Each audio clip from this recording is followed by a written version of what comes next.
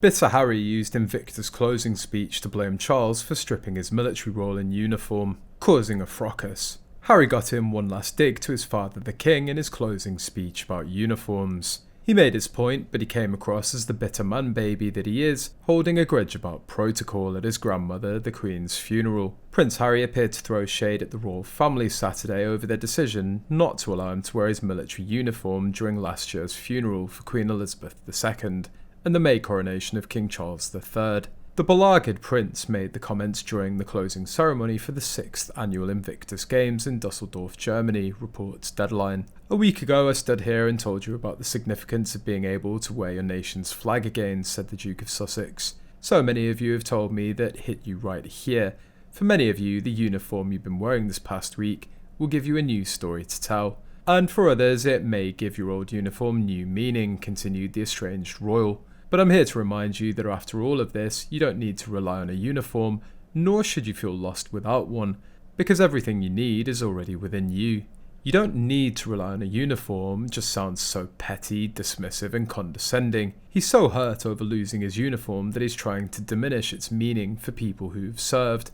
But, actually served, not played Xbox in a guarded tent served. Well, if uniforms aren't so important, why did he have such a tantrum and cause drama about wearing a uniform during services for his grandmother? He's trying to make himself feel better about losing his honorary military titles.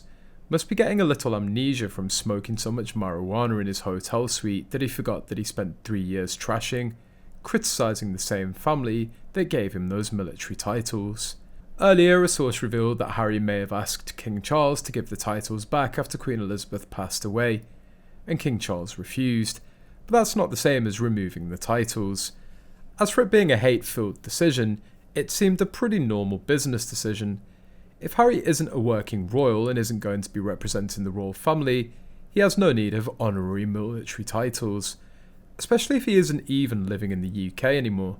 Harry's statement was pretty tone-deaf. Most veterans have vestiges, if not whole uniforms, stored away long after discharge. Some of those who don't often have a negative view of their time in the service, and its time in service to others. All of the participants, not to be confused with the cheerleaders or hosts, suffered their wounds while serving others. Sometimes we forget that in the service means in the service of.